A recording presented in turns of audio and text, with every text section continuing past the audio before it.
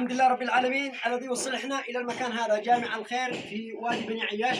فأيضا نأمل ونناشد أصحاب الخير ما بقى من ترميمات في الجامع يبادروا في الخير، وأهل الخير قد دفعوا الكثير مع الباقي إلا القليل، وتمشي الأمور.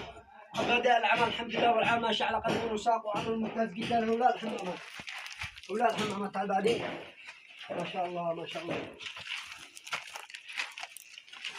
هذا الخزان وهذا الخزان، هذا الخزان الأرضي ما شاء الله. وهذا الخزان أيضا، وهذا الجامع.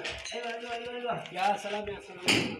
هذا جامع الخير. نعم وهذا جامع الخير. من اللي من الجامع هذا؟ يعني قائمة تعني بالعمل خطيب الجامع. خطيب الجامع برضه احنا يعني الجامع مع الأخ أحمد طيب تمام. أيوه هذا شايف. ايوه وهذا الاخ بعيد الولد بعيد علي عبد الله الكهربائي. تناشدون باقي الخير، يعني قل معنا بالنسبه واحد فعل خير تكفل بكل حاجه، الله يفتح عليه. المواد جميع المواد يعني متكفل به. يسرنا ان نبادر في عمل الخير في جامع الخير ببني عياش، ولا نسعنا الا ان نقول جامع الخير يرجى اتمام والدعم ما تبقى من اتمام العمل في الرنج، في البلاط، في السباكه، في الكهرباء، في كل شبابيك حاجات الاعمال داخل الجامع هذا. وشكرا لزيارتك لنا وضاح العلوي، الف شكر على الزياره.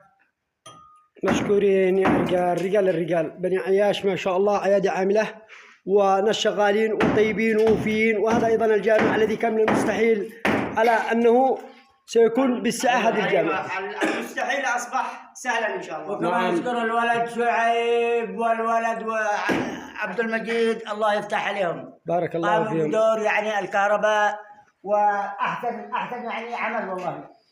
ما شاء الله ما شاء الله. جامع الخير في وادي بني عياش، مديرية وصاب السافل محافظة دمار.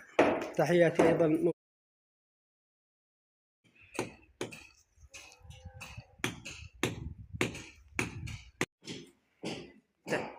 الحمد لله رب العالمين الذي وصلنا إلى المكان هذا، جامع الخير في وادي بني عياش. يسرنا ان نبادر في عمل الخير في جامع الخير ببني عياش.